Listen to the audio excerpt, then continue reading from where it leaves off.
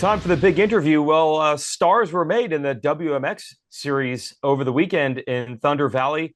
Got the show live on Peacock, and they all rode spectacularly well. We got Charli Cannon with us, who you saw finish second in that one. But Charli, we thank you for putting on a great battle with Lala Turner there.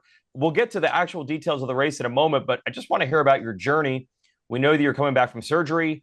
You're hanging out in the United States because your team does have a United States squad, but you're from Australia. What was your travel? Where did you stay? Where did you ride? Where did the surgery get done? All this stuff that led to these three rounds.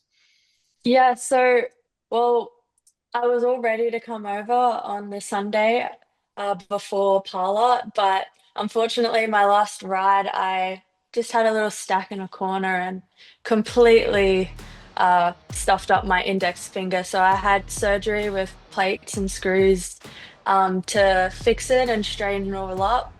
And then the next day, flew out to America, but I wasn't able to ride during the week, so I just stayed, I think, in Marietta, and went and watched a few guys just ride out at like local tracks. I just did what I could in the gym to be semi-okay for the race days. The first one, I'm sure you were kind of wondering how this was going to go, but could you feel it start to get better and better and better through these three? Yeah, I did not know what to expect coming into Parla. I didn't even know if I could really use the clutch or even start, but I got through it. I managed, and definitely race like weekend by weekend. It was a slight difference in improvement. From Parla, that was really difficult. I had no feel. I pretty much just did no clutch motos. But then Hangtown, I was able to get a bit of feel, but it was just really painful, and like I just couldn't really ride aggressive and like my normal self. Same with Thunder Valley. That track got brutal as we like raced at the very end of the day. The downhill bumps, it was tough on like controls, but I think, yeah, my improvement was massive from every round. And I'm just happy that I could, work my way up each another step on the box every round. So that I'm happy about that. And then, as luck would have it, rain washed out the race program on Friday, which is normally when WMX would compete. Then everything shifted to Saturday, and we got you girls live on Peacock, or as they would say in Australia, the SMX Video Pass.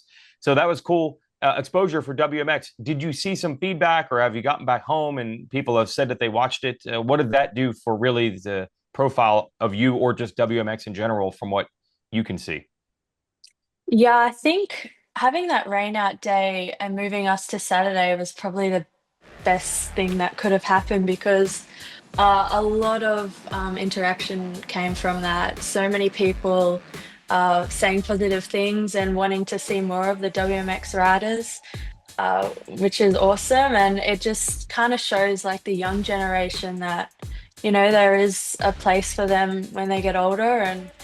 And I just hope we keep the momentum and hopefully get more rounds that are live streamed. That would be awesome, and just showcase us because we put a lot of effort and work, like just as much as the guys do into this, and to like for us to be able to showcase, what we do on the race is really cool for us as well. So yeah, I'd love to see more of it on Peacock. So WMX will return last three rounds of August, hoping for even better there.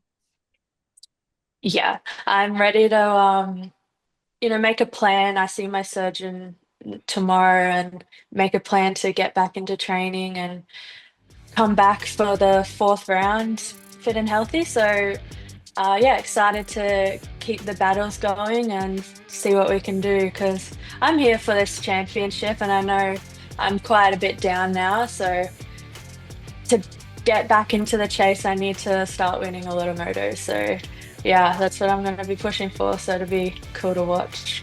Awesome. Well, we're looking forward to it. Like I said, I think some stars were really born there over the weekend at Thunder Valley. People are going to be pumped when you're all back to the track. So honestly, thanks for doing it. You could have just said, America's too far away. I can't get it done, or I'm hurt or something. Thanks for showing up and putting on a great show. We appreciate the time too. No, thank you. Here's how you can watch this weekend. We're back to East Coast time, so it makes it pretty easy. We don't have to do any translating here. Race day live qualifying coverage starts at 10 o'clock Eastern. That's 1 hour of coverage Saturday morning. And then the gates drop for the motos at 1 o'clock. And there'll be 4 straight hours plus halftime in between live and the live SMX Insider post-race show. So that's how you can watch High Point, all live on Peacock, or the SMX Video Pass. Go to supermotocross.tv if you're outside the United States to subscribe. JT, as for this show, we're off also because the championship gets a weekend off before Southwick.